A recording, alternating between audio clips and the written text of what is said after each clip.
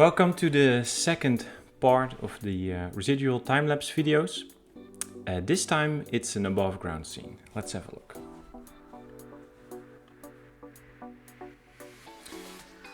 So as usual, I start off with the basic layout of the scene. In this case it was an above ground scene, and I wanted to have the character sit next to a little fire to make it cozy. I think he's roasting a marshmallow or something, or maybe an alien worm. And I always try to think of, the broad layout of the scene first.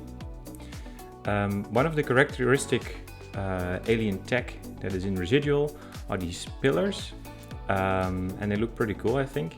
So I thought they have to be in there above ground.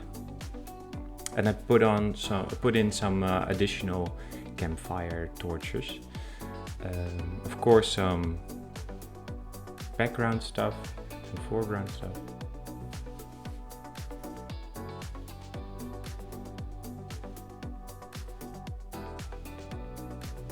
What I like to do once I have the broad scene there is add a lot of little details that make the scene come to life and give the viewer something to watch and to look out for.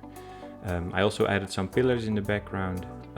I don't think these type of pillars are in Residual, but they kind of looked cool. Add little moss here and there. And once I'm done with the basic sketch, I start coloring, of course. And what really helps me is to first give a background color so I can see what is colored and what is not. Also, if I use light colors, they don't stand out against the white.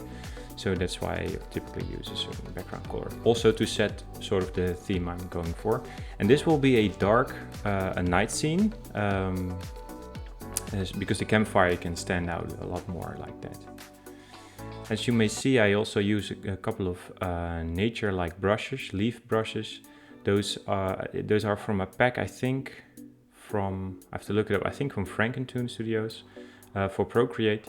And it's really helpful if you make concept art like this to quickly draw some bushes. I think in another video that I'll post on YouTube in a couple of months or weeks, I will also show how I use these brushes. But yeah, as you can see, I have some layering of the colors, where the colors farther in the back are more faded. I also added some faded pillars in the back. I just copied them from the foreground. And then I added some vignette around the borders to really give that atmospheric feeling of a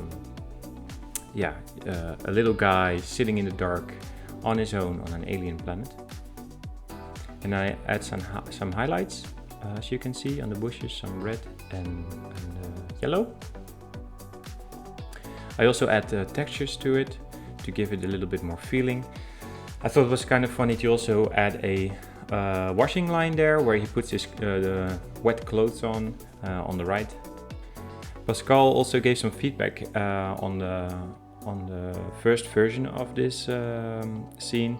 He wanted to have some more alien creatures in there that were also in the game, so he suggested putting up a spider on top of the scene. I also added PDB, that's the robot companion in the game.